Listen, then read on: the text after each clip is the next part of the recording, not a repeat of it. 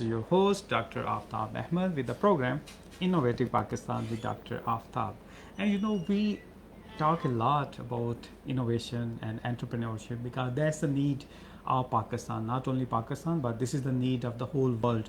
Uh, Now the slogan is either innovate or die, because innovation is very very important for the success of any country, and who brings this innovation are the young people who work in that ecosystem that brings the innovation.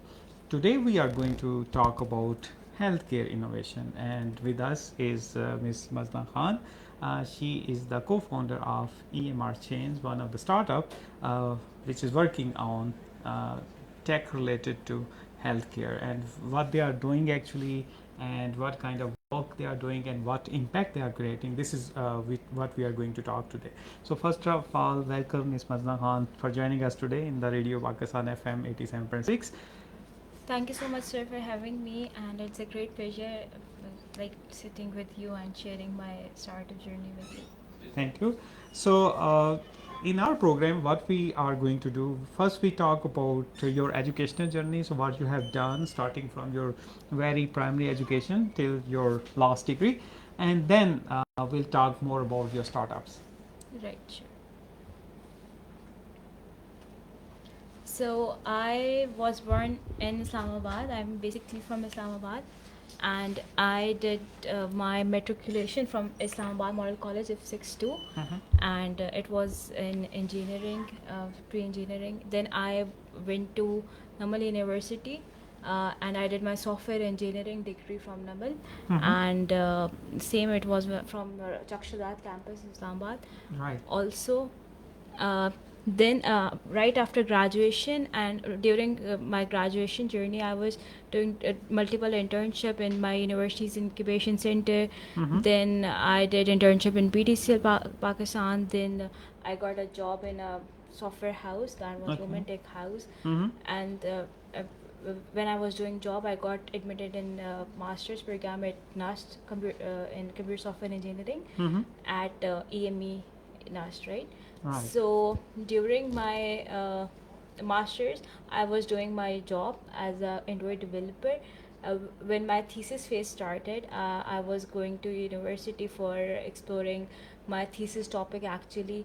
Then I was just going to the department. I saw a very pretty uh, building there, so I was curious what it is. Then I went in there. I asked the person sitting there, what is this? They told me this is the business center for the students. Right. So I said, I have a business plan, I want to pitch. They told me you have to go to the Mr. This. So I was very curious. I got all the numbers and went to sirs and was of course I have an idea in mind and wanted to implement and create an impact. So I was curious, and I got the numbers and the details of the personnel managing that, and I got my business starting from that incubation center that was ICE at EME College NAST. That's very interesting. So, what was your motivation of going into the computer field? So, you have like just mentioned that you are in computer sciences and you have done your masters from NUST. So, like, what was your motivation? Because there are so many options one can opt. So, your motivation for computer sciences? For computer sciences, I think it is a pretty much scalable thing. If I'm sitting here and people can see your innovation anywhere, if I'm sitting here in Pakistan and I'm in some village, I can use Facebook and can have a chat with my friends around country. So the SaaS, software as a service products, has a bigger impact rather than a tangible product maybe. Also, it's a very good field for women or a girl sitting at their home. It's a skill based thing. You can scale it, you can sell it, you can teach it, and I think it has a very greater impact. Definitely. So, because like if you are in the computer sciences, if you have developed any software, then you can definitely impact the whole world. So that's really very interesting. So, like the next thing is you are mainly working. Your background is in computer sciences, but then you had a focus to solve problem related to healthcare. So, what was your motivation going into the healthcare sector? So the motivation for the healthcare mainly was the impact I'm creating, right? So many people don't go to banks. So many students or the young persons don't go to school maybe, and they may not shop frequently. But all of us go to hospitals. We have health. We have to manage health. So the greatest impact is for health, right? Health is not a want thing; it's a need thing. Right. So I wanted to know the automation and the application, and I want to ease more people.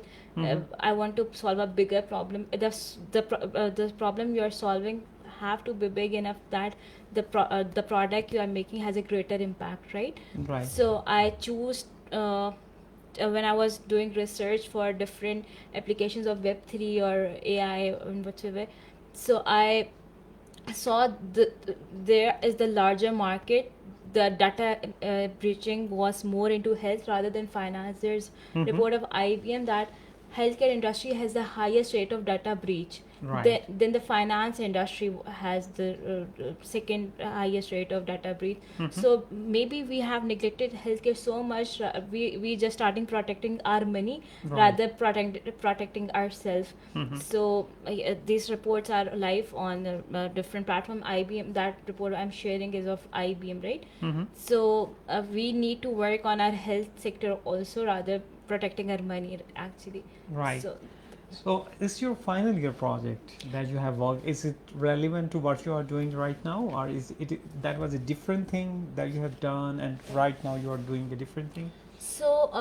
my graduation final product was it was a different thing. When I was doing masters, I was started doing research in autism, right? Machine learning and autism. But then when I got the opportunity while doing masters of entrepreneurship when starting my business, then I presented my idea and I won different grants, and I was incubated at NIC and NHTP. Then I switched my thesis, my research to my startup.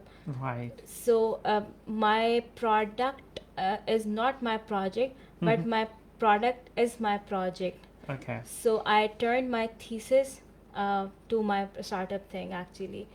So my EMR change was the idea was the implementation of Web3 technology, right? So my thesis was also an EMR product on Quorum chain blockchain.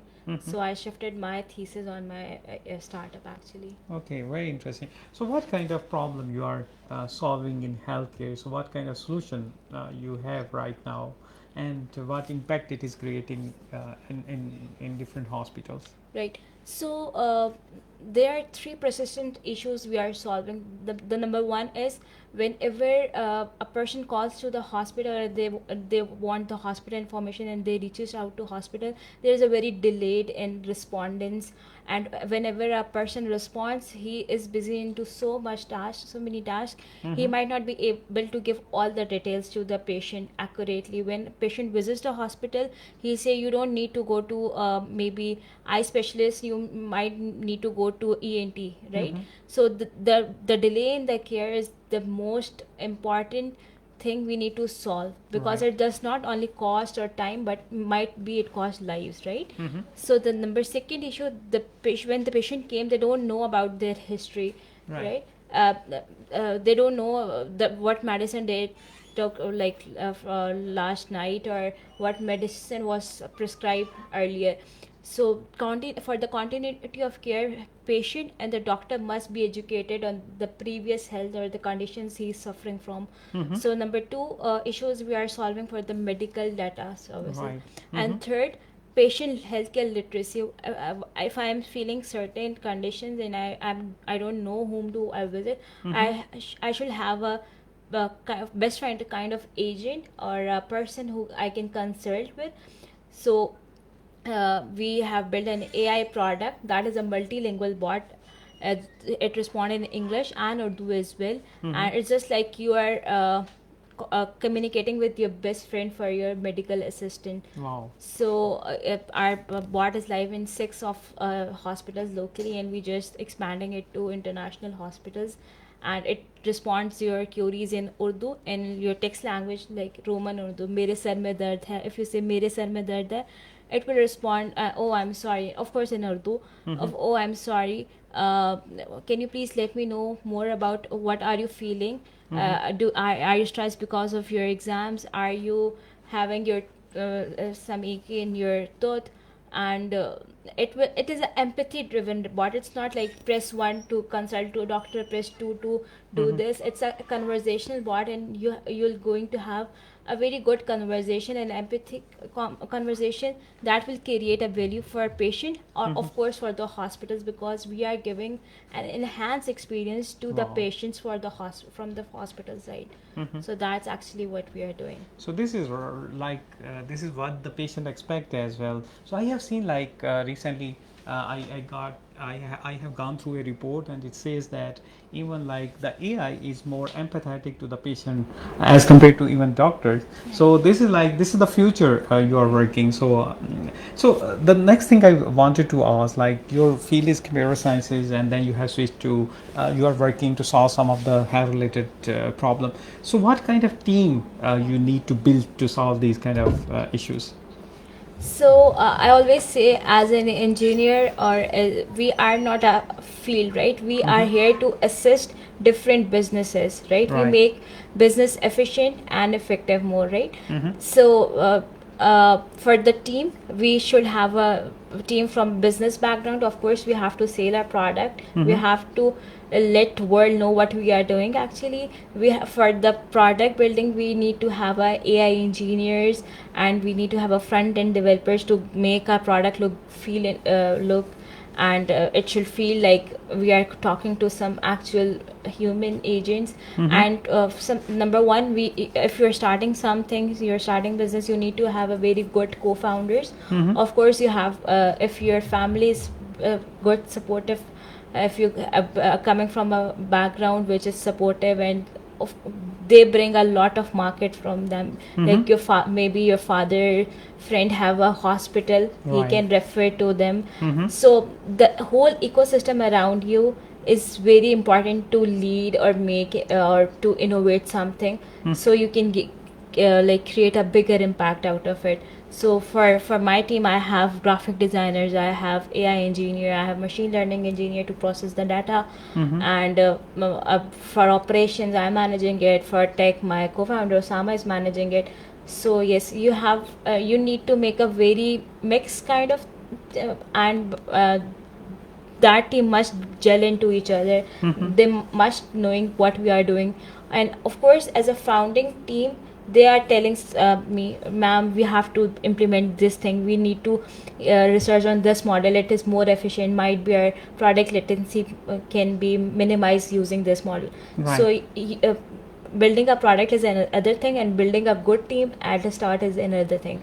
Yeah, this is actually what I wanted to ask, because in Pakistan often like we complain, and I have interaction with a lot of entrepreneurs, and they often say that it's very hard to build the team. Even if like you have a team, then it's very hard to have a coherence among the team. So that's another challenge. Another thing is like how you can make the team a very productive one. So you have implemented your project, and it's working in hospitals. So it means that you have built a team, and then there is a coherence among the team, and also you are taking care of the team, and team is working with you quite actively. So how you have first thing is how you can have a good team, because for the success of any startup, the team is very, very important. So how you have build your own team, and how you make them work for your project, and keep them motivated actually. Alright, so the team I have is pretty young actually. I am building them from scratch. I say that this is my first time. You have to bear with me, right? If you know, we all are found. Once we started, me and Osama was working on an idea. We were in very our office was this small, like a very small cubicle, right? Mm-hmm. The next we just got the invite from NIC, National Incubations Expansion of National Expansion Plan of NICs, from PITB, to pitch our idea there. There were 40 startups, around 40 plus ideas. We didn't have anything, we just have our idea in mind, right? And we have 2 or 3 person in office. One is graphic designer, one is digital marketer, and one is full stack developer. So, and some interns, of course.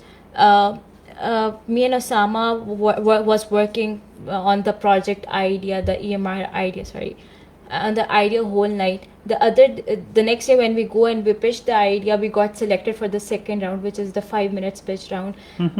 Then I came back to my office and I told we just got selected. What we need to work individually to make it a national project, because when it's not about me, it's about you also. Right. When it's your first job, when you want to switch, the next person you are sitting next should know you are coming from that startup, that is a national level startup. That night my team and me, of course, our co-founder, worked really hard that night, and once we made it to that national level startup, then I came back. See, that was the coherence we worked last night, and this is not just me, it's your thing. So giving them the responsibility, giving them the ownership, that's lead to making a thing that works for all. Maybe they are not the team building it, might be they are the user, because they gave me the idea. Ma'am, my mother once was going to hospital, she's facing that issue, and my father is facing, I am asthma patient. I went from Karachi to Islamabad, so I forgot my medical history with me. So the amount of input I'm getting and I'm implementing, of course, so they see the value of their inputs and their work and the positive impact they are creating. So they are still, they are working with me. And of course I say just go party, don't work late at night, but if they are learning and growing, they just come up to me like morning, ma'am, I did this, I explored that model that is making our latency to like 2 seconds or 0.1 second.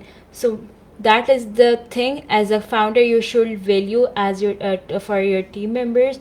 You should get the inputs, and of course if they're applicable, apply them, because that's not you are building the product, you are building the product for a larger audience, so it has the impact and the input from the larger audience also. And adding to that, I was in a session, they told they told me a video, a rule that is a golden circle rule. You don't have to work on your what first, you have to work on your why first. So as a leader, you should know why are you doing the thing you are doing. You can build whatever you can, anyone can build what you are building, but no one have your why behind your what. So you must have your why that is very clear and very, like, you can easily communicate that why to everybody. So I think your why must be communicated to your team so they can build a greater what. Definitely. So it's very important. I'm sure that our listener, they must be enjoying this discussion because this is very important. In Pakistan, we are working on number of startups right now, and each startup faces a lot of challenges. And I'm sure after this discussion, because Ms. Mazna, she has built a very successful enterprise, and she's leading one of very important startup. So I'm sure that you will be learning many new lessons for yourself. So another very important question, and that is about the mentorship, because each startup, they need some mentor. So what do you think, what is the role of these mentors? So what kind of mentor you had in your journey? Okay. So mentorship and the role of incubation centers and the organization that is already known in your locality, like I was from NAST, so it helped me a lot. When I go somewhere, nobody knows me, but everybody knows NAST, right? So if I say I'm Muzna Khan, I'm from NAST, so might be they don't value Muzna Khan, but they, of course, they value NAST, right? So the role of good organization with you, the role of a good mentor with you. Same is the case with when I go and I say I am a student with that teacher. People respect that teacher, right? And of course the lesson they, or I don't say innovation is the one thing you build overnight. Innovation, if there is Allah have made all the thing for the human, Right. right? He made sun for us so we can have work in day, right? We made bulb because we want to work in night also, right? And we are making solar bulbs because we want to make it more efficient and less like costly. We Right. want it to make cheaper. So if someone has not built the foundation, we are not we cannot make it from scratch. So we need a mentorship who have already done these things, who have already gone through some same things, because the study we are doing in classrooms is a bit different, and what we are implementing is 100% different. You need to be very flexible. The mentors told you not to do this consult, go to the consumer first, and but in classroom we are just giving the test and just getting the marks and putting that test back in our bags, right? But our mentors said go to 10 hospitals and show your product. Either this product is valuable to them, if not, go change that product and go back to same hospitals. You have Right. to wait like 10 hours out of hospitals. You have to wait for doctors so they can complete surgery and they can give you feedback. So the feedback and the mentorship is the, like I say, is a very, like, it's a cherry on top. You need to have a mentor. You need to go to a like incubation program because of association, and of course the lesson you have learned from them is the most important. One time you are just building the product, you forget about building your business, right? You forget about managing your finances. You don't about your balance sheets and your like financial projections, your valuation of the company.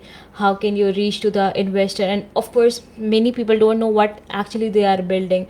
So for that you need to sit with a mentor. You need to go to some incubation or acceleration center. So you need those things sorted out before going big.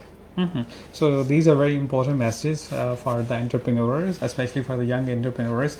I think there is need of more discussion, but we are running short of time, so we quickly go to our main topic about your software that you have developed. So what impact it is creating in, like you have deployed in 6 hospitals, and definitely you will be planning to like deploy it in more hospitals. So how is the response so far? And also tell us more about, like you just mentioned in the start, that you want to expand it to other countries. So in like what is your focus for that?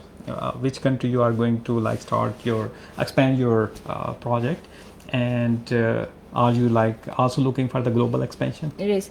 Of course, we want to scale it to different. Right now, we are targeting MENA region first, so that's why we are fine tuning our projects for product for MENA. Like it is going to respond in Arabic language also, and we are looking to expand in MENA right now, right? Though it is responding in different languages. The other day, the ambassador from Indonesian embassy visited us, and she typed the query in Indonesian language, and our bot responded actually, and she was so surprised. Wow, I actually typed this, right? So I'm looking to expand in MENA region, and I'm fine tuning the impact we are creating is a bigger impact because it's a pre-diagnostic thing, right? We just deploy our bot in a gynae fertility center. This topic is very, like, people don't want to talk about that in publicly. But There's if you are taboo, facing yes. any kind of issue, you can go to that bot. You can have a symptoms analysis from them, and then you can go and visit the doctor, right? It's very So interesting. it's not just for it's a woman problem, we say, but when we sit with the doctors, they told me like it's not just a woman, it's a male problem too, right? So we have built a customized bot for that fertility clinic, right? The other thing, the different information for example, you can we have minimize the waiting time from minutes to seconds, right? Mm-hmm. The person sitting in the hospitals attend calls in seconds, in minutes, but the bot attends in 0.2 seconds, let's say, right? Wow. And it has all the information. It's not just the data entry person sitting there, it is the actual medical bot that is trained on medical data, and that's like a compliant medical data. Mm-hmm. That is like ChatGPT is not compliant to HIPAA or HL7 standards, but our bot is compliant to these standards. Right. So the impact, we just answered around 15,000 plus queries in just like 8 to 9 months. Wow. So That's massive. Wow. people are using it, and they are Mhm. giving it feedback, and we are improving what, of course. Okay, that's very interesting. So this is very important discussion. I think we should invite her once again to talk in more details, because this is very important topic. And I know myself, because I was working in some of the hospitals, and like it's 3 years ago, and they had a huge challenge of electronic medical record, and they were looking for these kind of solutions, and you have a wonderful solution for that. So this is like a good hope for so many hospitals to manage the record. And I'm sure we need to talk more about like Sure. how you have met your financial needs and other kind of stuff, and similar kind of questions. So we'll definitely invite you and your co-founder some other time. But before like closing for the news break, we wanted to have a short message for our audience. So like if you are wanted to have a startup journey, because you have just completed your masters and you haven't like gone towards PhD, rather you focused on your startup, maybe you also interested to do PhD. But if you want to have a startup, if you are very like have a very good idea, you want to build your own enterprise, so what kind of advice you would like to, especially to the women, because in the like CEOs, we have the discussion even with Dr. Kubra, that the number of CEOs in the startup, they are very less, around 1 or 2% ladies are the CEOs of the new enterprises. So this is like a very important message for our women listeners as well, that if you have some idea and you want to build your own enterprise, so what advice, because you have like done that job, Okay. so what you would like to say to them? Is if I am saying that this to women, I want to address every individual, rather male or female. You need to go out. You don't want sit and think, oh, I'm woman, I cannot do it. Forget that you are a woman. Mm-hmm. You are an individual. You have to make your own mark. You have to create your own impact. So just go. People, what we see in TV or in what we hear about the environment's actually not that bad. It's actually pretty supportive. There are a lot of mentors, and there are a lot of guidance. Actually, there are more opportunities for men rather for there are more opportunities for women rather than for men. There are many competitions, there are many mentorship opportunities, there are specified quota for women startups. So I go out as an individual. I don't say I'm woman, please give me way first, or Right. give me. So I'm the person who believes if you are a good individual, if you have some consistency to do, you can leave your mark.